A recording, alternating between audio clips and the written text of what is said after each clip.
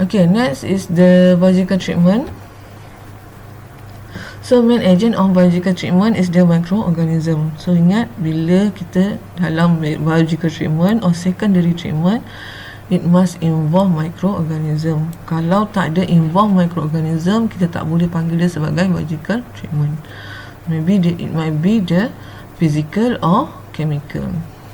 So this microbe will consume the organic pollutant in the wastewater as their food. So the degradation of the organic pollutant is done aerobically or anaerobically. So this all I already mentioned previously.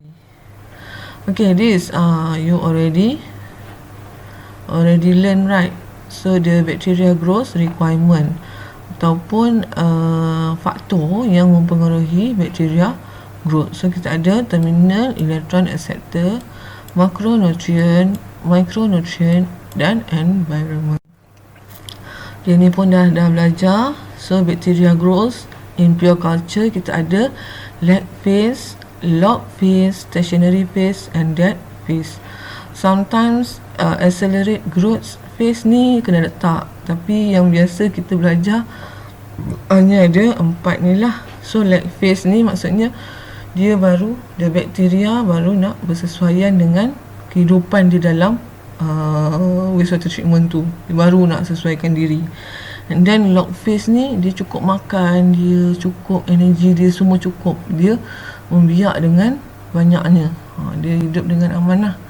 And then stationary phase ni dia dah mula dah tak ada makanan. Macam contoh kan, awal-awal PKP makanan banyak, lepas tu nanti dah nak akhir PKP hujung bulan, dah tak cukup makanan, tak cukup energi. So it becomes stationary phase.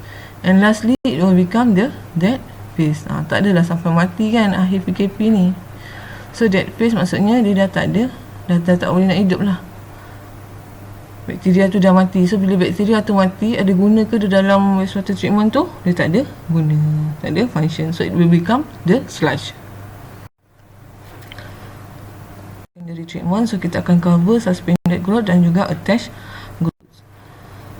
So dalam suspended growth or called as a dispersed growth, and then fixed growth ataupun dipanggil sebagai attached growth. So tengok soalan saya sama ada dia bagi suspended ke, dispersed ke, fixed ke, attached. So kena ingat, kalau dia attached, fixed. Kalau suspended, dia dispersed. So dia samalah. So dispersed growth, which is the suspended organism. Organism tu hanya suspend saja. Dia tidak terlekat dekat kita punya plant tu lah, dekat microorganism tu. So contoh untuk dispersed growth, kita ada activated sludge, oxidation pond, aerated lagoons and stabilization ponds. So untuk fixed growth, dia adalah trickling filter dan juga rotating biological contractors, RBC. So ni yang biasa digunakan, yang di apply di industri. So kena ingat mana yang akan keluar. Okay, so types of secondary system, which is the first one is the suspended growth or dispersed growth. So defined as those aerobic process that achieve a high suspended microorganism concentration through a recycle or biological solid. So maksudnya dia involve suspended microorganism. Microorganism dia akan suspend dekat dalam aerobic process tu. So the bacterial organism convert biodegradable organic wastewater and certain inorganic fraction into new biomass and other non-polluting end product such as water and carbon dioxide. So basically apa yang berlaku dalam suspended growth and dispersed growth ni dia samalah. Dia adalah bawah aerobic process. So dalam aerobic process, ingat, organic carbon akan tambah dengan oksigen. Dia akan degradekan oleh oksigen untuk menghasilkan banyak lagi sel, new cell, and then dia juga akan produce carbon dioxide dan juga water. Okay, so ni yang kedua ni sebenarnya adalah definition of the aerobic process. So the biomass is removed as a sludge, and the liquid after settling is removed as the clarified effluent. So yang liquid tu akan jadi clarified effluent yang akan kita pergikan kepada the next step, which is the the tertiary treatment process. So this is the example of the suspended growth system. Kita ada activated sludge, oxidation pond, facultative pond, aerated lagoon and wetland. So for the activated sludge, so this is process in which mixture of wastewater and microorganism is agitate and aerated. So dia pun nama dia activated sludge. So bila dia dimasukkan dalam the activated sludge tu, dia akan dikacau lah, di-agitate. Dia mesti ada agitate dan juga aerated. Aerated ni daripada oksigen yang kita masukkan. Sebabkan this process is the aeration process, so must have the oxygen to aerate and agitate the wastewater. So the name derived from the biological mass formed when air continuously inject into the wastewater. So air sentiasa diinject lah dalam wastewater kita ni. So microorganisms are mixed truly with the organic compounds under condition that stimulate their growth through use of the organic compound as food. Jadi bila oksigen sentiasa dimasukkan, so this microorganism dia akan mix dengan kita punya organic compound in the wastewater.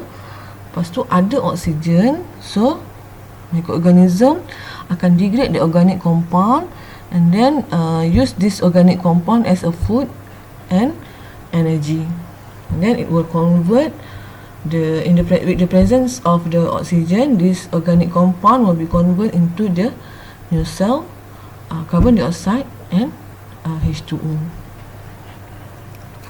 So in this process, the microorganism will clump together or flocculate to form an active mass of microbes, which is biological flux or called as activated sludge. So activated sludge tu dia terhasil daripada microorganism tu. Microorganism tu kan dia membiak, lepas tu dia akan mix dengan air dekat dalam activated sludge tu, tank tu, and then bila dia dah terlalu banyak, so dia akan clump bersama-sama, dia akan bergabung jadi flocculate. So this flocculate biological flux also called as the activated sludge. So dia sebenarnya akan jadi sludge lah. Sludge tu dia akan pergi kepada next step. So this microorganism basically not in the purified water. Okay, dia akan jadi sludge. Mungkin ada, macam kami pernah pergi dekat SAJ, memang ada aliran dekat bawah yang membawa sludge pergi. Lepas tu air akan bersambung lah dari atas ke atas, dipumpkan.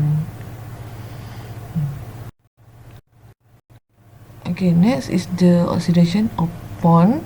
So untuk oxidation pond ni, kita punya pond ni akan dibiarkan secara terbuka pada environment, and then the wind and matahari akan provide oxygen to the pond, and then this oxygen will be used by the microorganism and organic carbon in the wastewater to degrade and reduce the amount of BOD in the wastewater.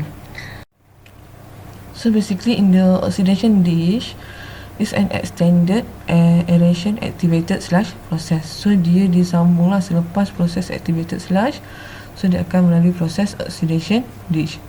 So in this an oxidation dish is a large holding tank in continuous dish with oval shape similar to that of the race track, and this allow the wastewater to have plenty of exposure to the open air for the diffusion of oxygen.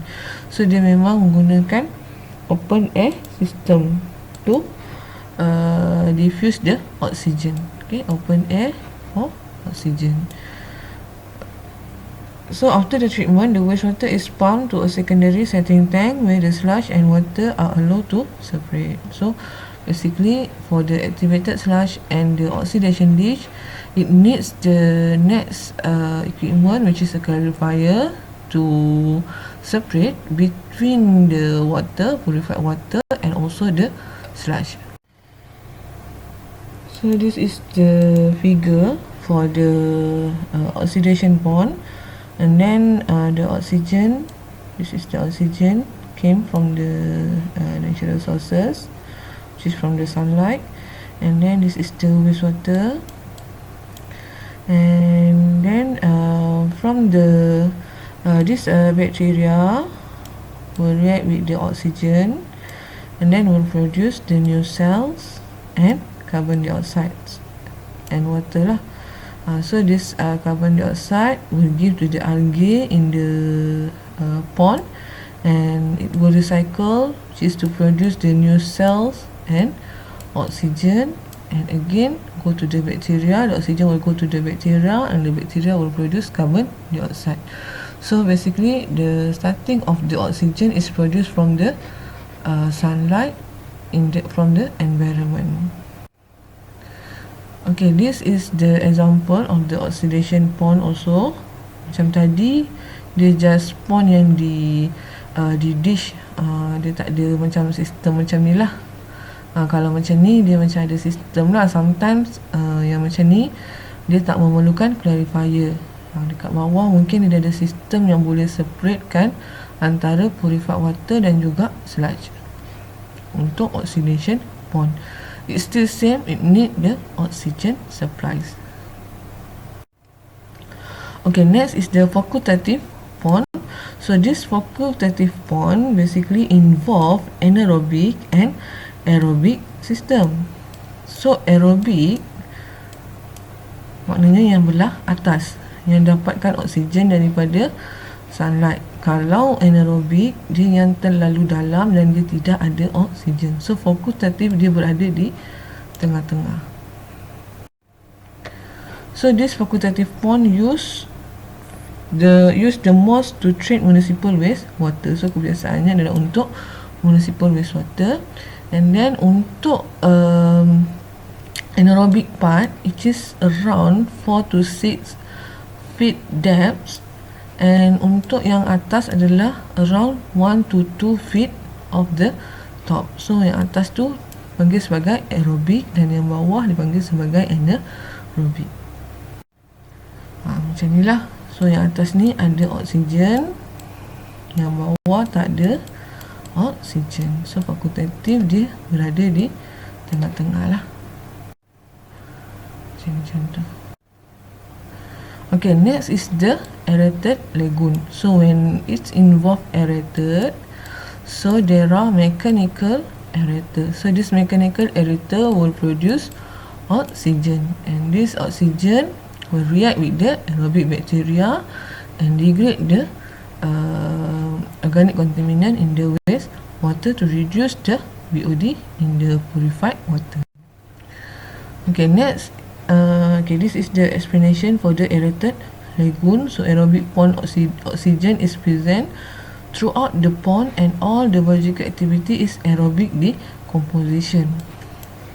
And this aerobic pond a maximum of 2 feet depth, so that the sunlight can reach throughout the entire depth of the pond, which will let the algae grow throughout. So the oxygen they give of low aerobic process microorganism to live. So bila dengan adanya sunlight, so dia akan give algae growth. So this algae growth will produce also the oxygen to the aerobic pond. Okay, lastly is the wetland system.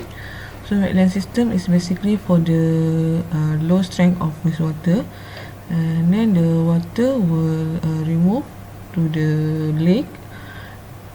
Jadi bila dia dah remove for the lake ni, so tumbuh-tumbuhan dan juga haiwan akan produce the oxygen to the microorganism and degrade the organic contaminant.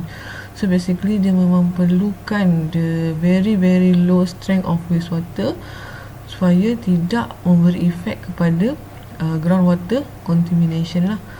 Air dalam tanah ataupun tanah ni akan tercontaminate due to the wastewater punya compound. Okey.